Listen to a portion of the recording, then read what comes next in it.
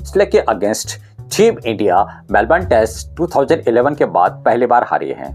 और कहीं ना कहीं इस हार के साथ ही टीम इंडिया की WTC की उम्मीदें लगभग खत्म हो गई हैं।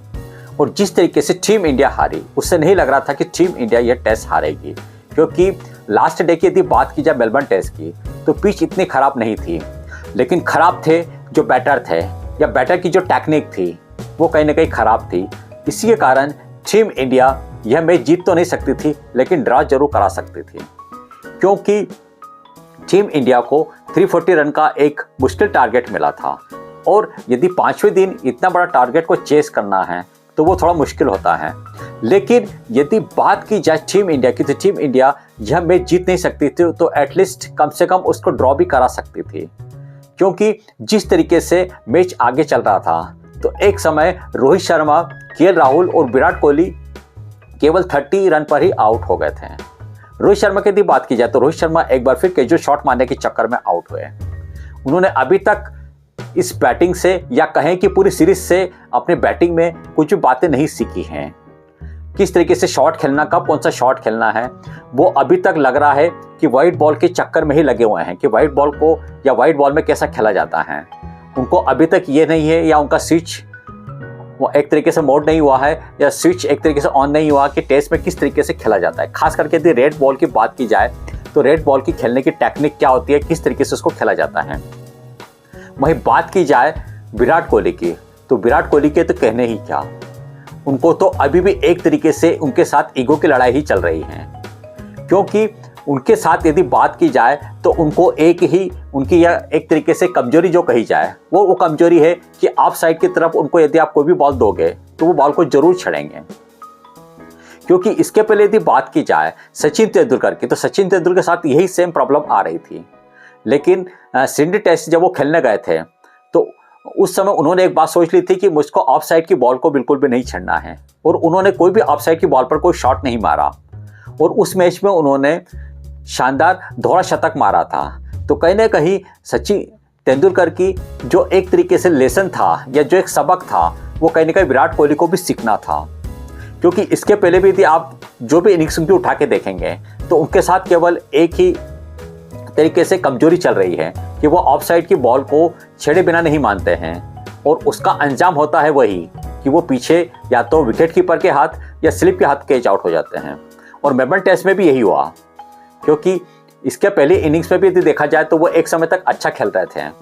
लेकिन अचानक क्या मालूम क्या होता है कि जैसे आप ऑफ साइड की कोई बॉल देखते हैं, मेलबर्न टेस्ट के सेकंड इनिंग में भी ऐसा ही हुआ। और तो और लंच के पहले वो आखिरी ओवर था और उस ओवर को वो सावधानी पूर्वक खेल सकते थे, लेकिन अचानक मिचेल स्टॉक की एक बाहर जाती बॉल को फिर ड्राइव मारने के चक्कर में वो आउट हो गए। उनको इतनी भी एक तरीके से गेम की समझ नहीं है कि ये लास्ट ओवर है, इसके बाद लंच होगा और लंच के बाद मैं वापस आकर अच्छा खेल सकता हूँ। लेकिन अचानक विराट कोहली को ऐसा क्या हो गया है, क्योंकि वो जैसे ही ऑफ स्टंप की बाहर की बॉल को देखते हैं तो उनको एकदम या लालच आ जाता है और वो अपना बैट अड़ा देते हैं और उसका अंजाम आप सबके सामने है। ऐसी भी बात नहीं कि इसके ऊपर उन्होंने बहुत ज़्यादा रन भी बनाए हैं यदि सीरीज की बात की जाए, लेकिन फिर भी उनके साथ ये प्रॉब्लम कंटिन्यूस चली आ रही है। इसके बाद यदि यशस्वी जायसवाल की बात की जाए तो यशस्वी जायसवाल ने शानदार बैटिंग की और उन्होंने शानदार 84 रन बनाए। और यदि उनका साथ देने की बात की जाए तो उनका साथ ना तो KL राहुल ने दिया, न ही विराट कोहली ने दिया, न ही रोहित शर्मा ने दिया। उनका पूरा जो साथ था वो दिया था ऋषभ पंत ने, और ऋषभ पंत से ऐसी इनिंग की उम्मीद भी थी। लेकिन ऋषभ पंत की भी यदि बात की जाए तो वो भी कहीं ना कहीं एक लालच में आने के बाद उनको जब सेफ जोन लगता है तो वो आगे बढ़कर अपना शॉट मारने से नहीं चूकते हैं। और यही कुछ हुआ टी के बाद। उनको लगा कि अब हम ये मैच बचा सकते हैं, क्योंकि और भी बैटर्स बचे थे, तो वो आगे बढ़कर 6 मारने के चक्कर में मिच मार्श के हाथ बाउंड्री पर कैच आउट हुए और कहीं ना कहीं वहीं से टर्निंग पॉइंट स्टार्ट हुआ। और बाद के जो बैटर्स हैं वो कंटिन्यू जल्दी जल्दी आउट कर गए। यदि टीम इंडिया की स्कोर कार्ड की बात की जाए तो टीम इंडिया ने जो रन बनाए हैं वो तो केवल 155 बनाए हैं, लेकिन उस 155 में यदि 2 बैटर को छोड़ दिया जाए, यशस्वी जायसवाल और ऋषभ पंत, दोनों ने मिलकर 134 रन बनाए हैं। इसमें से भी 84 रन जायसवाल के हैं और 30 रन जो हैं वो हैं ऋषभ पंत के। यदि इन दोनों की यदि बात की जाए तो इन्होंने जिस तरीके से बैटिंग की है, उस बैटिंग के कारण 155 रन में से इतने रन इनके होने के बाद भी बाकी बैटर्स ने क्या करा है। वहीं यदि ओवर्स की बात की जाए तो टीम इंडिया ने 79.1 ओवर खेले हैं। यदि 79.1 ओवर की बॉल को देखी जाए तो कुल बॉल है 475, और इस 475 बॉल में से 304 बॉल जो थी वो यशस्वी जायसवाल और ऋषभ पंत की जोड़ी ने खेली थी। बाकी जो बैटर्स थे उन्होंने केवल 171 बॉल ही खेली। तो कहीं ना कहीं इसी के कारण से टीम इंडिया एक तरीके से जो ड्रॉ करने वाला मैच था उसको बुरी तरीके से हारी है। बाकी यदि बैटर्स की बात की जाए तो बाकी बैटर्स बिल्कुल असहाय नजर आए। वहीं ऑस्ट्रेलिया की टीम जो एक समय 91 रन पर 6 विकेट गिर गए थे, उसके बाद एक तरीके से लबुशेन और पैट कमिंस की जोड़ी थोड़ी चली थी और उन्होंने 57 रन की पार्टनरशिप की थी। लेकिन उसके बाद यदि बात की जाए तो उसके बाद जो बैटर्स थे वो जल्दी आउट हो गए। लेकिन लास्ट विकेट की यदि बात की जाए तो लास्ट विकेट में फिर 61 रन की पार्टनरशिप की गई है, और 61 रन की पार्टनरशिप ऑस्ट्रेलिया की सबसे बड़ी पार्टनरशिप थी सेकंड इनिंग्स की बात की जाए यदि रोहित शर्मा की कैप्टनसी की, तो रोहित शर्मा की कैप्टनसी भी लास्ट विकेट जब नहीं मिल रहा था तब उनकी जो एक तरीके से फील्डिंग थी या उनकी जो कैप्टनसी थी वो बिल्कुल एक तरीके से रद्दी वाली जो बोली जाती हैं। क्योंकि इसके पहले यदि देखा जाए तो आप देखेंगे कि टीम इंडिया की जब कंट्रीज विकेट गिर रहे थे और लास्ट जब 2 विकेट बचे थे, उस समय यदि आप देखेंगे पैट कमिंस ने जो फील्डिंग लगाई थी,